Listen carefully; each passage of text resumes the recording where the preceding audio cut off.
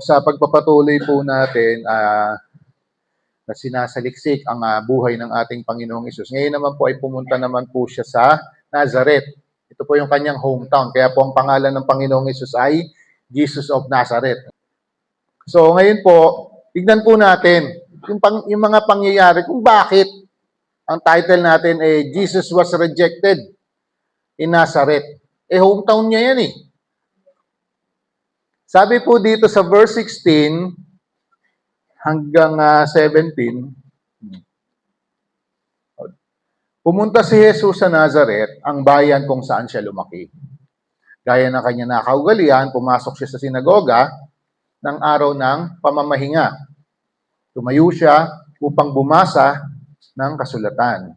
At ibinigay sa kanya ang aklat ng propeta Isaiah o ni propeta Isaias. Binuksan niya ito sa dakong kinasusulatan ng ganito. 18. Ang Espiritu ng Panginoon ay sumasa akin, sapagkat hinirang niya ako upang ipangaral sa mga mahihirap ang magandang balita. Isinugo niya ako upang ipahayag sa mga bihag na sila'y lalaya, sa mga bulag na sila'y makakakita. Isinugo ako upang palayain ang mga inaapi at upang ipahayag ang panahon ng pagliligtas ng Panginoon. Okay, dito muna po tayo sa verse 16 to 19. So, gaya nga nasabi ko kanina, ito ang hometown ng ating Panginoong Hesus. At gayon, sabi dun sa verse 16, gaya ng kanyang nakaugalian. Nakaugalian niya na tuwing araw ng Sabat, hindi po ito linggo, no? Hindi po nagbabago ang araw ng Sabat. Araw ng pamamahinga ay araw po ng Sabado. Okay? So, ang araw ng Sabat, so tuwing Sabado, naroroon po ang Panginoong Hesus sa sinagoga. Ano ba yung sinagoga? So, kasi po, nung nawasak po ang temple around the early 1st century, ang pagtitipon po ng mga Hudyo ay nagkaroon po sila ng mga sinagoga. Kumbaga sa panahon natin, yung mga local na chapel sa iba't ibang lugar, para sa ganon, yung mga Hudyo sa lugar na yun, di ba, mga 10 pamilya na Hudyo na sa lugar na yun, magkakaroon sila ng pagkakataon mag-worship on that place on a Sabbath. Okay? Kaya po ang Panginoong Hesus, doon sa lugar nila, yun yung nakaugalian niya na papasok sa sinagoga at magtuturo.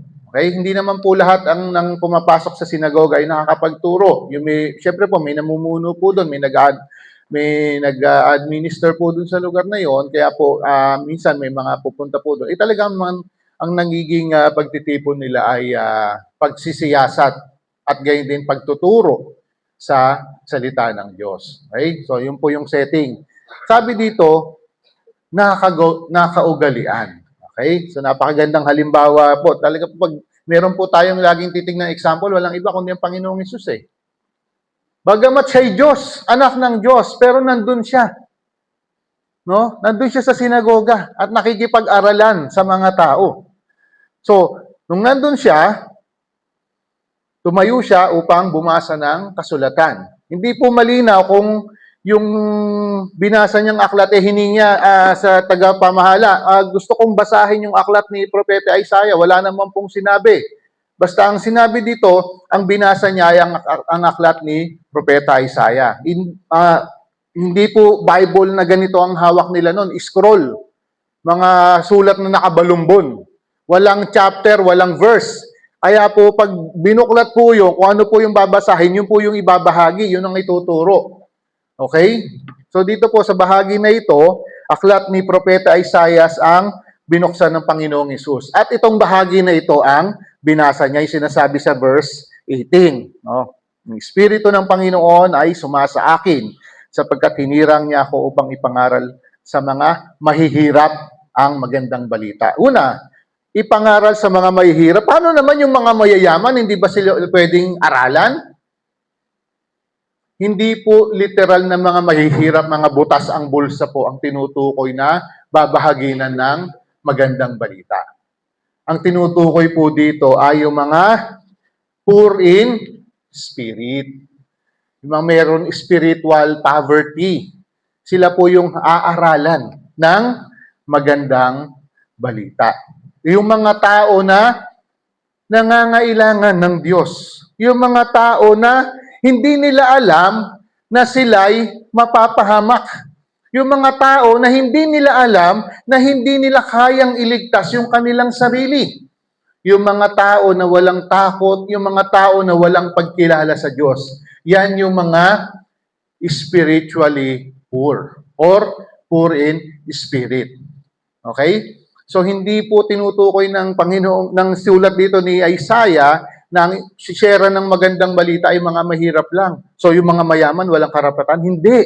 Okay? Those who are poor in spirit. Kaya po kung maaalala po natin pagka binasa po yung Beatitude sa Matthew chapter 5, di ba? Sabi sa Matthew 5, no? Blessed are those who are poor in spirit. Okay, so dito, yun po yung tinutukoy na bahagi ng sulat ni Propeta Isaiah na binasa ng Panginoong Yesus. Actually, sa panahon natin ngayon, kasi meron ng chapter, meron ng verse, itong binasa ng Panginoong Yesus nasa Isaiah chapter 61, verse 1 and 2. Okay? Una, hinirang siya. So, binabasa pa ng Panginoon, hinirang ako upang ipangaral sa mga mahihirap ang magandang balita. Una. Pangalawa, isinugo niya ako upang ipahayag sa mga bihag na sila'y lalaya. O, tingnan naman natin to. Sino bang bihag? Slave. Sabi nga ng Panginoon, those who commit sin are slaves to sin. So, yung mga alipin ng kasalanan, alipin ng kamatayan, alipin ni Satanas, ay palalayain niya. Okay? Pangalawa, palalayain ang alipin. Pangatlo, ang mga bulag. At sa mga bulag na sila'y makakakita. Pwede itong tignan literal. Dahil ang Panginoong Hesus nung pumarito siya, He made some miracles na ang bulag ay nakakita. Particular po sa John chapter 9. Kung naalala po ninyo, dumura ang Panginoong Hesus sa lupa, gumawa siya ng putik, ipinahid sa mata ng bulag. Ang sabi niya, banlawan mo ang iyong mata. Nung nagbanlaw yung bulag, ano nangyari? Nakakita na siya. Kaya amazed po ang mga tao ng mga panahon na yun dahil isa ang pagiging bulag na walang nakakagawa ng lunas. So, ano pa yung isang aspeto? Spiritual naman. Ano yung sabi ni John Newton sa kanta niya? Amazing Grace, no? I once was blind, but now I see. Kasi lahat po tayo, we are all spiritually blind.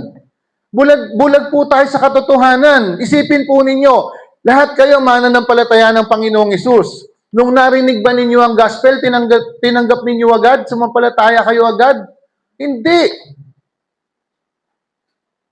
Bakit?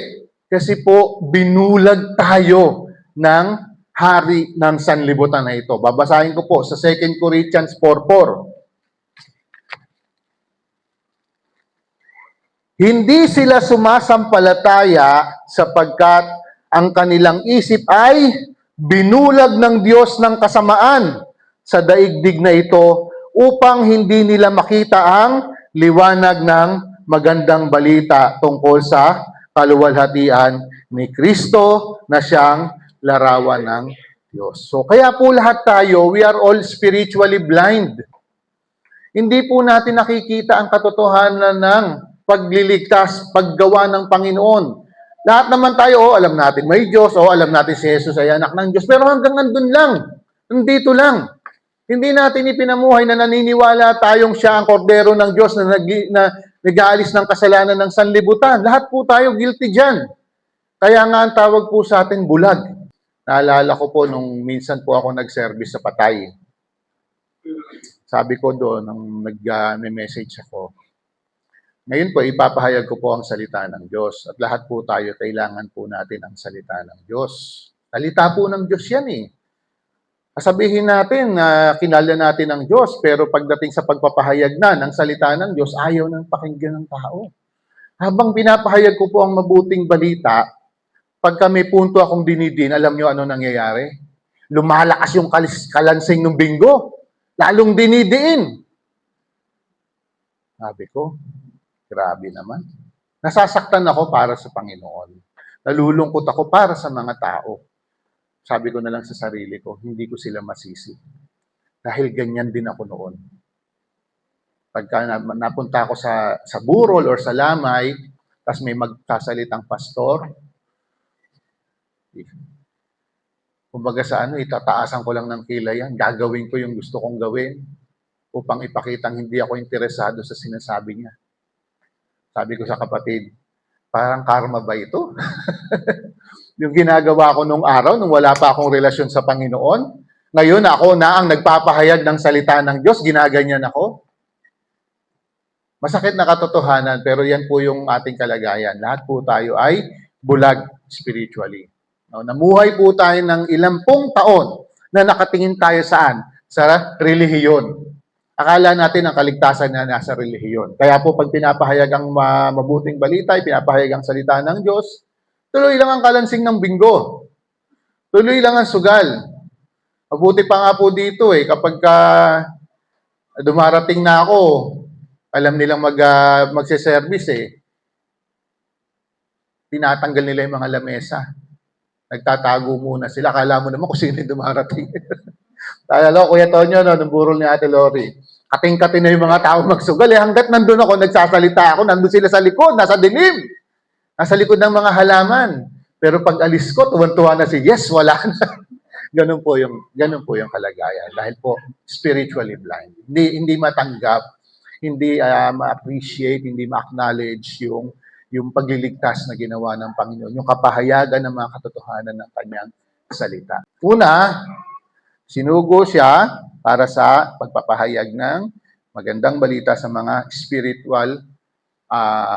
spiritually poor or poor in spirit. Pangalawa, sa mga bihag, sa mga alipin ng kasalanan na mapapalaya sa kanilang pagka-alipin. Pangatlo, sa mga bulag at sila'y makakita. At gayon din, isinugo ako upang palayain ang mga inaapi. Actually, sa ibang salin kasi, yung ibang version, yung word na ginamit ay yung those who are oppressed, yung mga pinahihirapan. So, yung mga tao na pinahihirapan ng karamdaman, pinahihirapan ng masasamang espiritu. Kasi may mga tao nung panahon na yun na inaalian ng demonyo mga bad spirits. Actually, sa panahon natin, meron pa rin naman mga ganun, mga inaalian. So, itong binabasa ni Jesus Christ na ito, na tinutukoy doon sa Isaiah 61, isa sa kanyang gagawin ay palalayain niya yung mga pinahihirapan. Actually, hindi lang mga masasamang espiritu ang nagpapahirap, hindi lang mga karamdaman, kapwa-tao, nagagawa rin magpahirap, di ba? Kahit nga halimbawa, may utang, sadsad na nga sa lupa, anong gagawin mo? Iniinteresan mo pa. Hahatakan mo pa ng gamit, tatanggalan mo. Kahit kapwa-tao nagagawa pong magpahirap. Pero ang Panginoong Hesus po, yung binabasa niya na sinasabi doon sa aklat ni Isaiah, na siya'y magpapalaya, hindi lang sa mga alipin, hindi lamang sa mga bihag, kundi pati sa mga pinahihirapan. Sabi ng sulat ni Pablo sa mga taga-Galatia, chapter 5, verse 1, malaya na tayo dahil pinalaya tayo ni Kristo. Kaya magpakatatag kayo at huwag nang paalipin pang muli. Tinutukoy po pagdating sa spiritual yung pagiging malaya po. Napakalawak po ng kalayaan na yun na makakamtan ng tatanggap sa Panginoon. Okay? So, nung pagkabasa po noong mga nilalaman ng Isaiah chapter 61, verse 1 and 2, papasok naman po, basahin natin yung verse 20. Ito naman, Inirolyo niya ang kasulatan. Isanauli sa tagapag-ingat at siya'y naupo. Nakatitig sa kanya ang lahat ng mga nasa sinagoga. At sinabi niya sa kanila, ang kasulatang ito na inyong narinig ay natupad ngayon. Pinuri siya ng lahat at humanga sila sa kanyang napakahusay na pananalita. Hindi ba ito ang anak ni Jose? Tanong nila. Kaya't sinabi ni Jesus, tiyak na sasabihin ninyo sa akin ang kasabihang ito, manggagamot, gamutin mo muna ang iyong sarili. Marahil, sasabihin pa ninyo, gawin mo rin dito sa iyong sariling bayan ang mga nabalitaan naming ginawa mo sa Capernaum. Okay. So, nung binasa po ng Panginoong Yesus yung nilalaman ng Isaiah, nirolyo niya yung scroll at isinauli doon sa caretaker. Siyempre, siya yung nagsasalita, naghihintay sila ng paliwanag. Pero hindi po nagbigay ng paliwanag ang Panginoon, nagbigay po siya ng declaration. Declaration ang binigay ng Panginoon. Ang kasulatang ito na inyong narinig ay ano? Natupad na ngayon. Kaya ang naging response dito, sabi nila, no, sa verse 22, ang naging response ng mga tao, pinuri siya ng lahat at humanga sila sa kanyang napakahusay na pananalita. At ang iba naman, nakikilala siya bilang siya ang anak ni Jose na karpintero. Iba ito yung anak ni Jose? Tapos naririnig nila na napakahusay magsalita. Pero, meron din siyang, ang Panginoong Yesus naman kasi lagi yung may kasunod yung sinasabi niyan. O tiyak, nasasabihin ninyo sa akin ang kasabihang ito. Meron po silang mga kasabihan ng mga panahon na. Kasi nahanap ko sa Proverbs eh. Sa English version kasi, you will tell me this proverb. Pero wala po siya sa Proverbs. So mas malamang po, ito po ay kasabihan sa panahon nila na merong, kapag ang sasabihin sa manggagamot, gamutin mo muna ang iyong sarili. Ang tinutukoy doon, hindi naman sinasabi yung ikaw na manggagamot, may sakit ka, gamutin mo. Hindi, ang tinutukoy doon, ang ibig kong sabihin ay yung gawin mo, yung ginagawa mo sa iyong sariling bayan. So ito po ang nais ng mga, kasi si Jesus Christ naman po, alam niya lahat ng bagay. Alam niya ang laman ng kaibuturan ng puso ng lahat eh. Kaya inunahan niya na sila na ito ang sasabihin niyo sa akin. Kasi po, yung mga tao na kaharap niya noon sa synagogue, marami na po silang nabalitaan. Di ba nung mga nagdaang linggo na pag-usapan na natin yung mga ginawa ni Jesus Christ, nakapagpagaling siya, nagawa siya ng miracles, yung mga teachings niya, di ba? Marami na silang naririnig. So, they might be expecting na kung ano yung mga nagawa ni Jesus Christ bago nangyari itong araw na ito, ay sila rin maranasan din nila. Okay? Ang sagot naman ng Panginoong Yesus, sa pagpapatuloy niya, sa verse 24, tandaan ninyo, walang propetang kinikilala sa kanyang sariling bayan. Totoo po yan. Walang propetang kinikilala sa sariling bayan. Hindi po ba kayo nakaka-experience? Di ba, nang tayo'y unang sumampalataya sa Panginoong Yesus, nandun na lang yung pag-umapaw ng puso natin na gusto natin, yung mga mahal natin sa buhay, ma-share ng gospel. Gusto natin yung mga mahal natin sa buhay, sila rin ay sumampalataya sa Panginoong Yesus bilang kanilang Panginoon na tagapagligtas. Pero anong madalas na response? Ayaw tayong paniwalaan. Kahit sa mga kamag-anak mo, ikaw mag-share, sa mga kaibigan mo, sa mga kababata mo, napakahirap. Bakit? Kasi saan sila nakatingin? Nakatingin sila sa kung sino at ano ang pagkakakilala nila sa iyo. Tapos ngayon, magpapakilala ka ng Kristo? Magpapakilala ka ng binagong buhay? No wonder. Kaya po yan po yung nararanasan po natin. Kaya po, sa isang church, ang hirap po na yung buong pamilya ay nananampalataya. Karamihan po, halimbawa sa kabataan o nanay, sa buong pamilya nila, siya lang ang mananampalataya. Kasi kahit naisin niyang ibahagi ang mabuting balita, napakahirap po. Mabuti na nangyayari, minsan may ginagamit ang Panginoon na ibang tao upang ipahayag ang salita ng Diyos doon sa pamilya na yon. Naalala ko po kasi yung karanasan ko po nung bago po ako mananampalataya. Ganyan din yung nais ko. Hanggang sa mga kaibigan ko, sa mga kasama ko sa kalokohan nung araw. Kilala nila ako kung gaano ako kasama, kung gaano karami yung mga pinagagagawa kong mali nun. Doon sila nakatingin.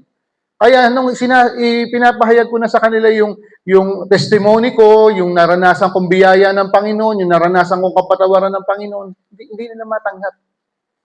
Kasi ang mindset nila, kung sino ka, doon ka, yun yung pagkakakilala sa'yo. Kaya po talagang wag na tayong magtaka kung mararanasan po natin yan. Na kapag ka nagbabahagi tayo sa ating pamilya, kamag-anak, kaibigan, mga kababata, mahirap. Pero syempre naman, anong gagawin mo? Susuko ka na ba? Hindi. Continue ka lang. Pray ka lang.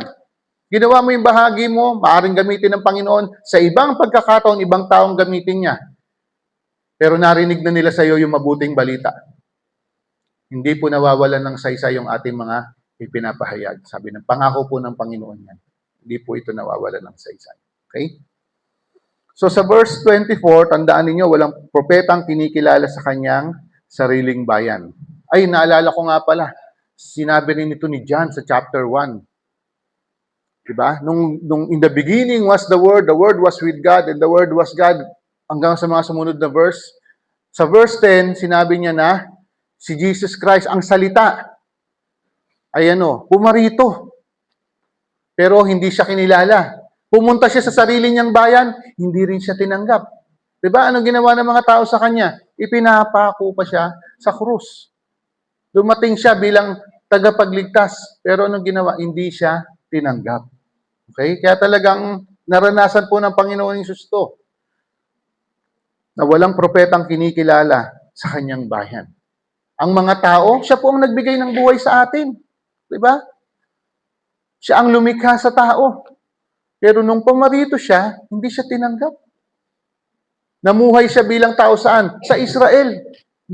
God's chosen people. Pero anong ginawa nila? Tinanggihan nila. Hanggang sa oras na ito, tinatanggihan pa rin nila si Jesus Christ. Kaya ito po yung masakit na katotohanan. Talagang hindi po kinikilala sa kanyang sariling bayan ng isang propeta o isang lingkod ng Diyos o isang nagpapahayag ng salita ng Diyos.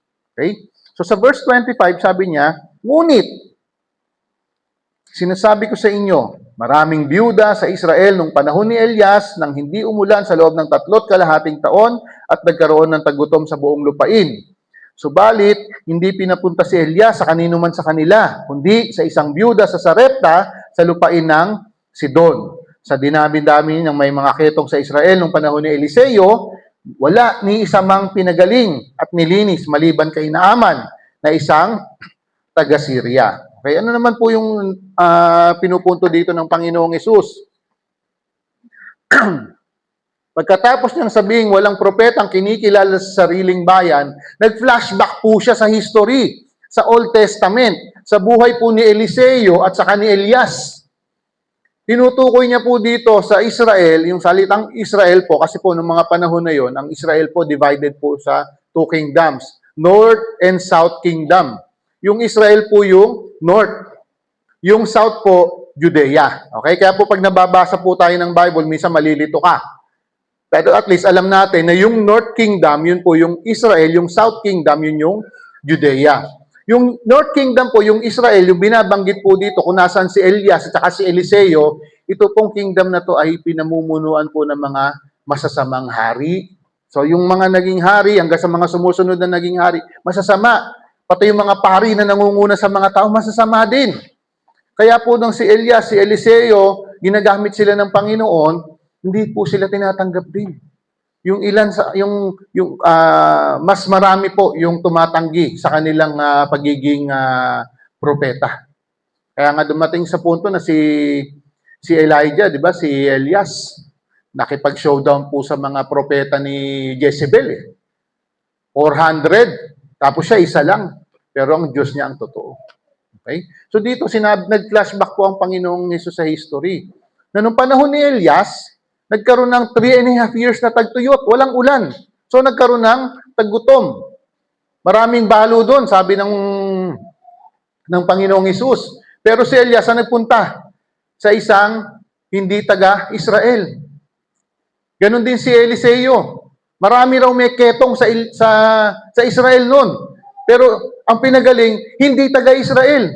So ano pinupunto ng Panginoon dito? Nalalaman nila yung pinupunto ng Panginoon dito. Dahil inumpisahan sa walang propetang kinikilala sa sariling bayan, tapos nagbigay ang Panginoon ng history na sa Israel, mayroong tagutom, pero pumunta si Elias sa hindi taga-Israel, taga saan?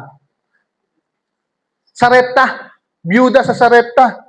Tapos naman si Eliseo, ang pinagaling, hindi taga-Israel, taga saan? Taga Syria. Ngayon, sabihin na natin gustong ipunto, ipakita ng Panginoon sa kanila at nahahalata nila na ang ibig sabihin nila ng Panginoon dito na kayo na mga hinirang ng Diyos, hindi naman ninyo tinanggap ang ibinigay ng Diyos. Alluding na ang biyaya ng Diyos ay aabot din sa mga Hentil. Ang mga Israelita po kasi napakataas ng tingin nila sa sarili nila dahil sila ang hinirang ng Diyos. They are God's chosen people. Tapos dito mararamdaman nila sa pagbibigay ng Panginoong Yesus ng flashback, yung gagawin ng Diyos mapupunta sa mga Hentil. Kaya ano naging response nila? Sila ba'y natuwa? Kaya sila po ay nagalit. Okay?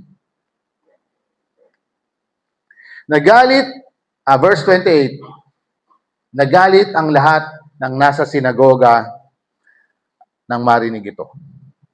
Nababasa po nila, nasisense po nila yung gustong ipunto ng Panginoon dito. Kaya po sila nagagalit.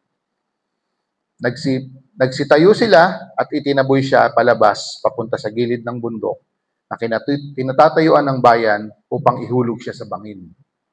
Ngunit, dumaan siya sa kalagitnaan nila at umalis. Tignan niyo po grabe talaga ang tao eh. Pansinin nga, balikan natin verse 22. Yan. Nung pagkarinig nila ng pananalita ni Jesus Christ, anong ginawa nila? Pinuri siya. Humanga sila. Tapos, nung nagsabi na siya ng katotohanan, nasaktan sila, ganyan po talaga ang salita ng Diyos eh. Minsan nakala nyo, sabihin, parang si pastor alam yung pinagdadaanan ko, parang pinariringgan ako. Yung mga tao po nakakaranas niya, nagagalit pa sa nagsasalita. Sabihin, pinepersonal. Hindi po. Ang salita po ng Diyos, sinabi po ng banal na kasulatan yan, ay matalim pa sa isang tabak na doble ang talim. Tumatagos yan, nananakit talaga yan.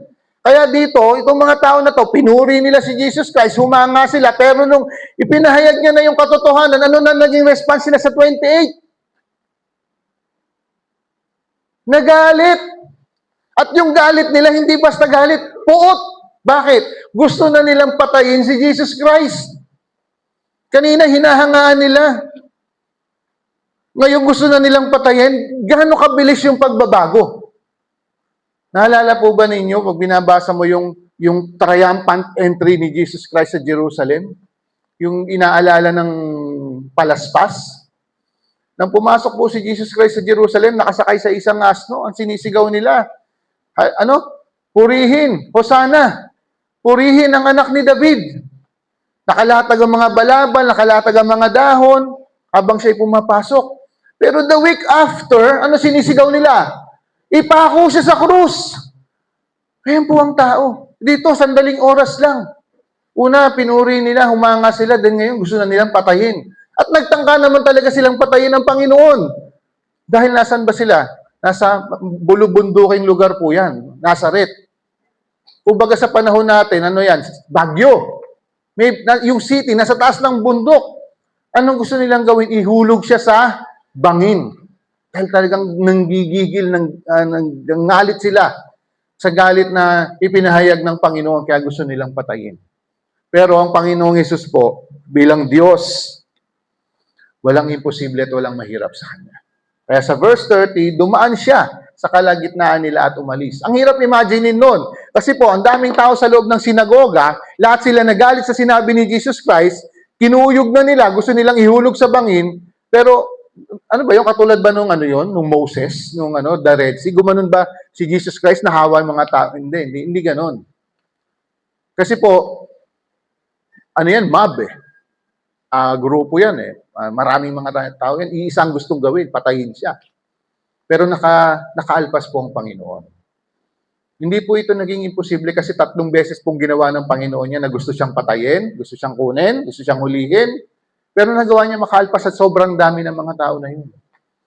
Meron pong kamay dito ang pagiging Diyos ng ating Panginoong Hesus. Kasi bakit? Kung inahulog siya sa bangin, paano ba mamamatay ang Panginoon ay pinahayag sa lahat ng kasulatan? Di ba?